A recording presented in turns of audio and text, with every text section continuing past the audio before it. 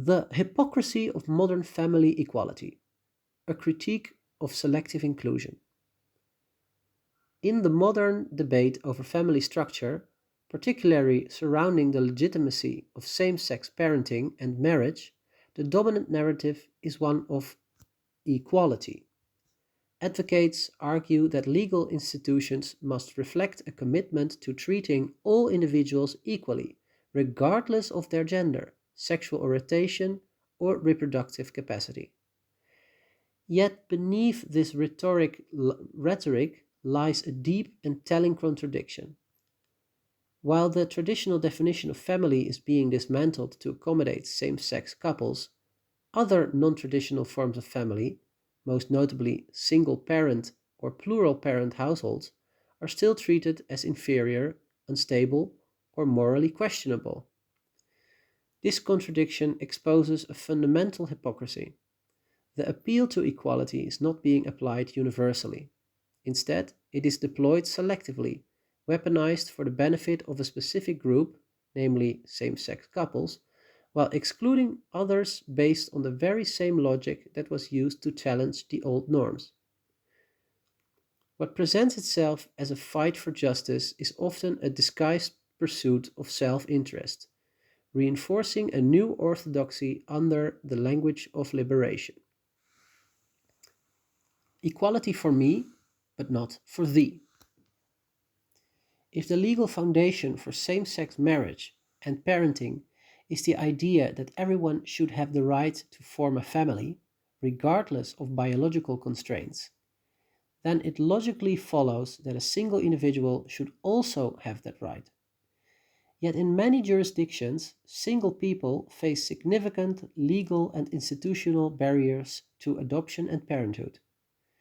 Their motives are scrutinized more harshly, their fitness as a parent is doubted, and their desire to raise a child without a partner is often seen as selfish or unnatural. But why? If biology is irrelevant, and if what defines a family is love, commitment, and care, then a single adult who is capable of providing those things should be no less entitled to parenthood than a couple, gay or straight. The refusal to extend that same legitimacy to individuals reveals that equality is not the actual principle at work.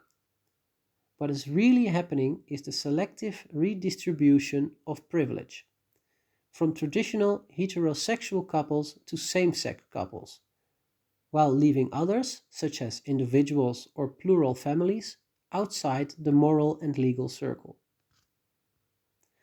The return of the natural family through the back door. Even more ironic is that many same sex family advocates implicitly rely on the very same assumption about the family that they claim to reject.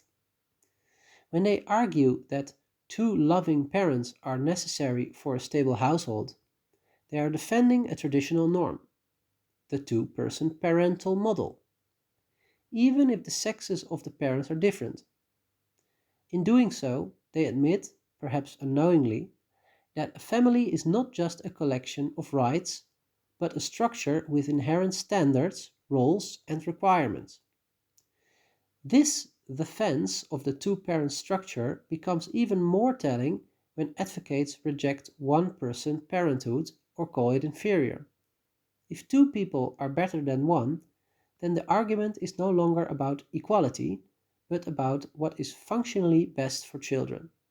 And once that door is open, the natural family re-enters the conversation. For if two are better than one, why not ask which two? The very logic that is used to exclude the single parent could just as easily be used to exclude same-sex couples, because they too lack a fundamental biological complementarity, namely the ability to produce children together without outside help. This reveals a second hypocrisy. Those who reject biological foundations for family in one breath rely on them implicitly in the next. Instrumental equality and the politics of interest. The reality is that many legal and cultural shifts surrounding family policy are not driven by consistent principles, but by interest based activism. The goal is not a truly inclusive rethinking of family, but the reconstruction of a new norm, a two-person, state-sanctioned, legally privileged couple, just with gender neutrality inserted in place of gender complementarity. But if marriage and family are about feelings and legal rights, why not allow three people to form a family unit? Why not four?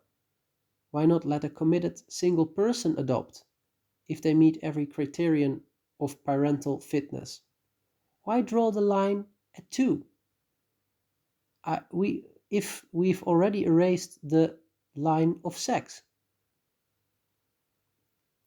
By excluding these alternatives, same-sex family advocates are not expanding the concept of family. They are replacing the old gatekeepers with new ones. The structure remains. Only the personnel has changed. Conclusion. The call for intellectual honesty. If society is going to redefine family, it must do so with intellectual honesty. It must choose either to fully embrace a pluralistic, flexible definition of family, one that includes individuals, plural parents, non biological relationships, and more, or to return to a biologically grounded understanding that recognizes the unique role of male female complementarity and natural reproduction.